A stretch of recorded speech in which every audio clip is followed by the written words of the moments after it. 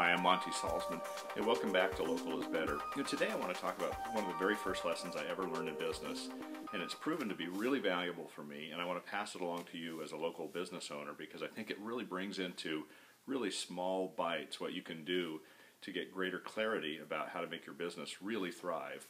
So the story is, what I want to pass along, I learned this the very first sales meeting I ever went to about 30 years ago as a young guy right out of college, very excited about my new career in sales.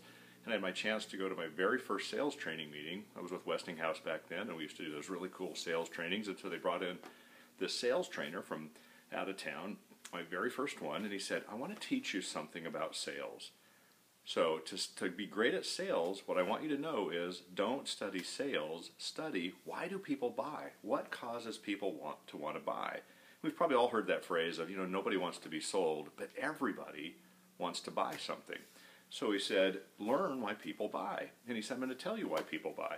Two basic reasons. Everything I've ever bought or sold, he said, can go into two categories. And those two categories are the thing that I bought either solved a problem that I had or it gave me a good feeling. And he said, that's the two things. That's the only two big areas that people buy things in. Either solutions to problems or good feelings. So he said, if you want to be great at sales and great at business, really get clear about what are the problems you solve in a very unique way and what are the specific good feelings that you want your customers to have when they interact with you. And he said, I want you to remember that for the rest of your life, and it turns out so far I have. And everything I've ever bought or sold, I think I can put into one of those two categories. So if you think about a car, if it was just solving the transportation problem, every single one of us would just buy the cheapest car out there. But the car actually makes us feel good. It gives us a sense of our identity or certain things like that that just make us feel good. And it's really those good feelings, honestly, where I think the real big profits come from in your business.